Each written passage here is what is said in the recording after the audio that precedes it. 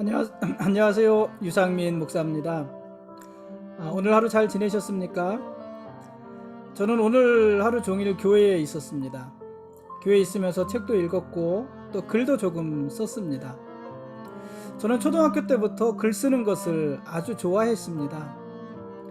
중학교 때는 여러 대회에 글쓰기 대회에 나가기도 했었고, 고등학교 때는 장문이라는 수업이 있었거든요. 글쓰기 수업인데 그 시간에 글을 쓰면은 선생님께서 제 글을 뽑아서 대표로 수업 시간에 읽어주고는 하셨었습니다.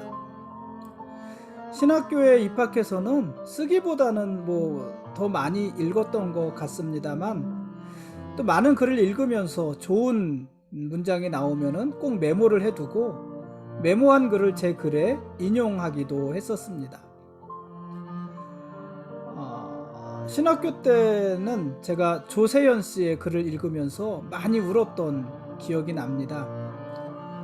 그 조세현 씨 글을 읽으면서 너무 좋아서 그 문장도 좋고 내용은 굉장히 우울한데 문장은 얼마나 멋있었는지 모릅니다. 그래서 조세현 씨의 책 한 권을 거의 다 필사하다시피 메모를 해놓고 그것을 제 글에다가 많이 인용을 했었던 생각이 납니다. 그 중에 몇 문장은 지금도 제가 기억을 하고 있습니다. 아주 간간히 학보사에다가 글을 기고하기도 했고 또 몇몇 회보에 글을 싣기도 했습니다. 목사가 되고 나서는 오히려 글 쓸 기회가 많지 않았는데, 그래도 매주마다 설교문을 쓰고 아주 가끔 원고 청탁이 들어오면은 거기에 맞춰서 글을 쓰기도 했습니다. 글을 쓰다 보면은요, 흩어졌던 생각들이 정리가 되는 것 같아서 참 좋습니다. 또 글을 쓰다 보면은 내가 생각하는 것이 이런 것이구나 하는 것이 아주 명확하게 나타납니다. 그래서 참 좋습니다. 근데 또 한편으로는 한번 쓴 글은 쉽게 없어지지 않잖아요. 사라지지 않잖아요. 그래서 그것이 좀 부담이 되기도 합니다. 왜냐하면 제 생각은 계속해서 변하기 때문에 글을 쓸 당시의 그 생각과 지금의 생각이 다르다는 부담도 있고, 또 한번 쓴 글에는 어떤 책임감 같은 것들이 생기지 않습니까? 그래서 그런 것들은 좀 부담으로 오랫동안 남기도 합니다. 그래도 글을 쓰는 시간은 참 좋습니다. 얼마 전까지는 SNS에 저의 사소한 이야기들, 가벼운 글들을 가끔 올리기도 했었는데, 요즘에는 그마저도 잘 하지 않고 있습니다. 아무튼 저는 오늘 그렇게 책도 보고 글도 쓰면서 시간을 보냈는데, 그러다가 문득 저에게 책 볼 시간, 또 글 쓸 시간이 이렇게 보장되어 있다는 것이 참 감사하다, 이런 생각이 들었습니다. 사실 여러분 중에는 너무 바빠서 글 한 줄 읽을 시간이 없고 또 일기 한 줄 쓸 시간이 없는 분들이 사실 많이 계시잖아요.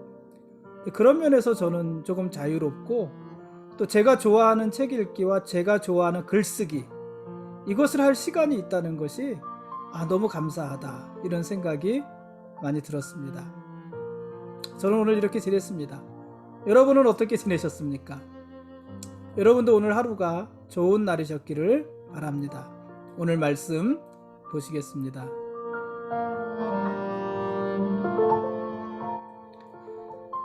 오늘 읽을 말씀은 욥기 15장부터 17장까지 말씀입니다. 그러니까 어제 읽은 욥기 14장까지 욥과 친구들의 첫 번째 논쟁이 다 지나간 겁니다. 첫 번째 논쟁이 지나가고 오늘 15장부터는 두 번째 논쟁이 시작됩니다. 첫 번째와 마찬가지로 이 두 번째 논쟁도 엘리바스로부터 시작을 합니다. 엘리바스는 욥의 거친 항변은 스스로가 불경건한 죄인임을 드러낼 뿐이고, 자신의 지혜에 대한 욥의 확신은 오히려 스스로가 얼마나 교만한 자인지를 드러내는 것이다, 이렇게 욥을 공격합니다.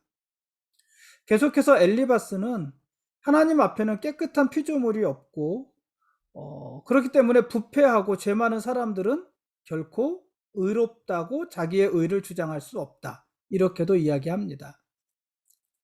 사실 이런 이야기는 엘리바스의 입장이 아니라 우리들의 입장으로 얼마 전에 이야기를 한 적이 있지 않습니까? 의인은 없다, 모두가 죄인이다. 이런 얘기 한 적 있지 않습니까? 사실요, 이 엘리바스의 말은 뭐 크게 잘못된 것이 없을 수도 있습니다. 또 오히려 이 엘리바스의 말이 어떻게 보면은 욥의 말보다 좀 더 교리적이고 또 좀 더 옳은 말인지도 모릅니다. 옳을지도 모릅니다. 그런데 엘리바스의 말이 다 옳다 하더라도요. 물론 다 옳지 않습니다. 왜냐면은 이 엘리바스는 어떻다고 그랬어요? 어, 이원론적으로 나누어진 그런 사고라고 그랬잖아요. 뭐 그 앞에서 얘기한 부분들을 참고하시기를 바라고, 그 말이 옳지도 않지만은 설사 엘리바스의 말이 다 옳다 하더라도요. 그의 말은 적절하지가 않습니다. 적절하지 않은 말. 그래서 이 엘리바스의 말은 욥에게 아무런 위로도 되지 않고 욥의 믿음에 아무런 도전도 되지 않습니다. 여러분, 이 사람과의 관계라는 것이 올바른 말로만 맺어지는 것은 아니지 않습니까? 아무리 옳은 말이라도 적절하게 말을 해야지 되는 것입니다. 그래서 말이 옳은가 그른가도 중요하지만은 옳은 말을 어떻게 하느냐도 중요한 거잖아요. 그래서 말에는 이 어떤 모든 것이 다 묻어나지요. 그 사람의 감정도 묻어나고 뭐 어떤 모든 것이 다 묻어나지 않습니까? 그래서 말은 언제 하느냐, 어디서 하느냐, 누구에게 하느냐, 어떤 뉘앙스로 말을 하느냐, 어떤 톤으로 말을 하느냐, 이런 것들이 사실은 다 중요한 것입니다. 그런 것이 적절해야지 옳은 것이 빛이 나는 것이죠. 근데 이 엘리바스의 말은 옳은 말일 수도 있지만 적절하지 못한 말이었다 하는 것입니다. 누구에게요? 욥에게 그랬다는 것입니다. 이 아무리 옳은 말도요, 적절하게 전해지지 않으면은 그 옳은 것이 그저 다른 사람을 정죄하는 수단에 지나지 않을 수 있습니다. 이 엘리바스의 말이 그렇고 다른 친구들의 말도 사실은 그런 것입니다. 그런 말로는요, 어느 누구도 위로할 수 없습니다. 아무리 올바른 말이라도 적절하지 못한 말은 오히려 어려운 사람들을 더 힘들게 하는 말이 될 수 있습니다. 왜냐하면 정죄하는 말이니까. 엘리바스의 말이 욥에게 그랬던 것입니다. 그래서 이 엘리바스의 말에 욥이 다시 반박합니다. 욥은 엘리바스와 친구들의 위로가 자기에게는 오히려 고통을 더할 뿐이라고 이야기합니다. 자신이 하나님을 공격하는 악인이라는 이 엘리바스의 말에 내가 하나님을 공격하는 것이 아니라 오히려 하나님이 나를 공격하신다, 이렇게 반박을 합니다. 욥은요, 하나님이 마치 원수처럼 자기를 대적하셨다, 이렇게 이야기를 합니다. 하나님이 자신의 가족을 망하게 하시고 자신의 얼굴을 다 죽어가는 몰골을 만드셔서 사람들 앞에 죄인의 증거로 삼으셨다, 이렇게 이야기를 합니다. 욥은 하나님께서 자신을 이렇게 버리셨기 때문에 사람들이 자신을 조롱하고 짓밟게 했다, 이렇게 하나님 앞에 항변합니다.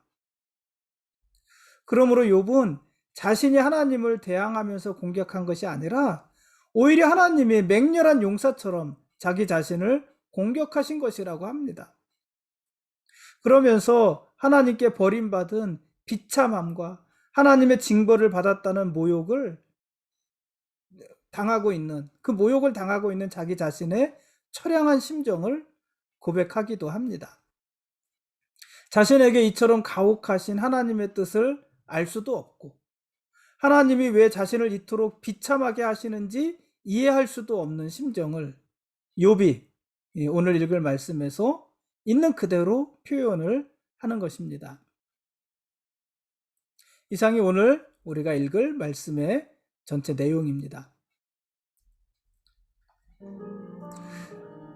지금까지 욥기서 15장부터 17장까지 말씀에 대한 길라잡이였습니다.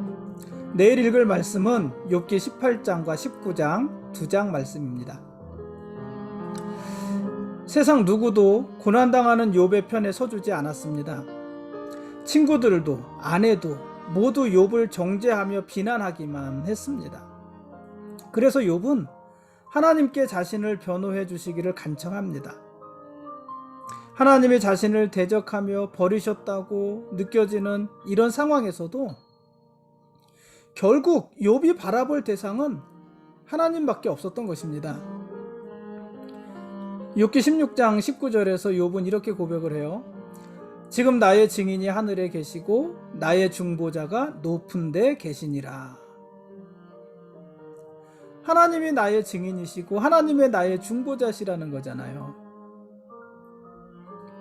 극심한 고난과 모두에게 버림받은 절망적인 순간에 자기의 의로움을 알아주시고 자신을 위해서 중보해 주실 분은 위에 계신 하나님, 하늘에 계신 하나님밖에 없다, 이런 말이잖아요.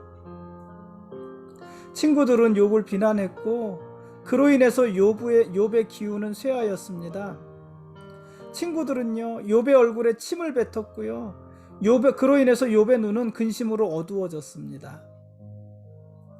욥의 처지가 사도 바울이 고린도후서에서 말한 대로 사방으로 우겨쌈을 당한 것 같습니다. 사방으로 우겨쌈을 당했어요. 빠져나갈 길이 없어요. 그 고난의 늪에서, 고난의 수렁에서 빠져나갈 길이 없습니다. 그런 것 같습니다. 이런 상황에서 욥이 의지할 분은 결국 하나님이셨다 하는 것입니다. 욥은 하나님이 하시는 일을 다 이해할 수 없었습니다. 우리도 그렇지 않습니까? 하나님이 하시는 일을 도저히 이해할 수 없을 때가 있잖아요. 욥이 그랬습니다. 그래도 욥은요 하나님께 기도합니다. 하나님을 향해 원망하기도 하고 불평하기도 하고 하나님이 나를 맹렬히 대적하신다고도 하고 하나님이 나를 버리셨다, 잊으셨다, 이렇게도 말을 하지만은요, 그러나 욥은요 하나님께 기도합니다. 왜냐하면 결국에는 우리가 다 이해하지 못하지만 결국에는 하나님이 하시는 일이 옳다, 하나님이 하시는 일이 옳으시다, 이런 믿음이 욥에게 있는 것입니다. 그런데 이런 모습은요 마치 골고다 언덕에 높이 매달리신 예수님의 모습을 보는 것 같지 않습니까? 예수님은 사실 그런 수치와 고난을 당하실 이유가 하나도 없으셨잖아요. 예수님이 왜 채찍에 맞아야 되셨습니까? 채찍 맞을 일이 없으셨어요. 예수님이 왜 십자가를 지셔야 됐습니까? 그럴 이유가 없었어요. 그럼에도 불구하고 본인에게는 그런 일을 당할 만한 이유가 없는데 그럼에도 불구하고 채찍으로 맞으시고 가시관을 쓰시고 120kg이나 되는 그 무거운 십자가를 메고서 골고다 언덕길을 올라가시고 그리고 온몸이 벌거벗겨진 채로 그 십자가 위에 못 박히셨단 말이죠. 예수님은 그런 대우를 받을 만한 이유가 하나도 없지만 그러한 대우를 받으셨습니다. 사람들은요, 예수님은 죄가 없으셨지만 근데 사람들은 모두 들고 일어나서 예수님을 죄인이라고 하지 않았습니까? 예수님이 하나님을 모욕했다, 예수님이 자기를 이스라엘의 왕이라고 했다, 이런 죄를 예수님께 가져다 댔잖아요. 그래서 어떤 사람들은 예수님을 비웃고 조롱하고 침뱉고 모욕하고 십자가에 높이 매달았습니다. 율법의 이름으로, 성경의 이름으로, 하나님의 이름으로 예수님을 정죄했습니다. 그가 하나님의 이름을 모독하는 자다, 정죄했습니다. 또 다른 어떤 사람들은요 예수님을 버리고 다 도망갔어요. 예수님이 하나님인 줄 알았는데 죄인이라고 하니까. 예수님이 군마를 타고 이스라엘을 점령할 줄 알았는데 십자가에 죽으시니까 그 예수를 버리고 다 도망갔습니다. 결국 예수님 편에 남은 사람이 없었다는 얘기입니다. 심지어는요 예수님이 십자가에 매달려 계실 때 어떤 일이 있었습니까? 갑자기 하늘의 모든 것이 빛을 잃었어요. 온 세상에 어둠이 임했습니다. 빛은 하나님이시라고 그랬잖아요. 빛은 하나님이신데 빛이 다 떠나갔어요. 뭐가 떠나간 거예요? 하나님이 떠나가신 거예요. 마치 하나님이 예수님을 버리시고 떠나간 것 같지 않습니까? 그래서 예수님이 매달린 십자가 주변에 빛이 없고 하나님의 임재하심이 없고 어둠이 가득 임했어요. 그런 일을 당하실 분이 아니신데 그런 일을 당하고 계시는 것입니다. 제자들도 예수님을 버리고 도망갔고 심지어 하나님마저 그 시간에 예수님을 버리시고 예수님을 외면하신 것입니다. 그런데요, 그 순간에도 예수님은 뭐 하십니까? 기도하십니다. 그 순간. 하나님으로부터도 버림받은 것 같은 바로 그 순간에도 예수님은 하나님께 기도하시고요. 마지막으로 어떻게 하세요? 자기의 영혼을 하나님께 부탁합니다. 이런 모습이 사실은 욥의 모습 같지 않습니까? 예수님의 모습이 욥과 같다고 하기는 조금 죄송하고 욥의 모습이 이런 예수님의 모습을 미리 보여주는 것 같지 않습니까? 여러분, 우리가 아무리 어려운 일을 당해도 그래서 마치 하나님마저 우리를 버리신 것과 같은 절망의 순간에 우리가 놓여 있을 때에도 여러분 하나님을 기억하십시오.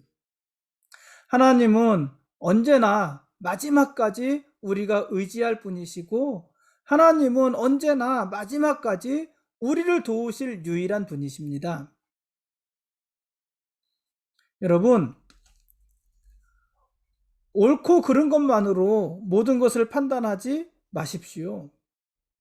아무리 옳은 것도요, 상황에 적절하지 않으면 정죄하는 수단이 될 수 있습니다. 그러므로 지혜롭게 말하고 지혜롭게 행동하십시오. 그리고 어려움 중에 있는 사람들의 마음을 헤아려 주십시오. 옳은 말로 지적하려고 하지 말고 헤아려 주십시오. 쉽게 충고하려고 하지 말고 그냥 곁에 있어 주십시오. 그렇게 하는 것이 누군가에게 훨씬 더 큰 위로가 될 것입니다. 오늘은 여기까지 하겠습니다. 하나님이 우리의 왕이십니다. 그리고 우리는 언제나 그분의 거룩한 백성들입니다. 고맙습니다.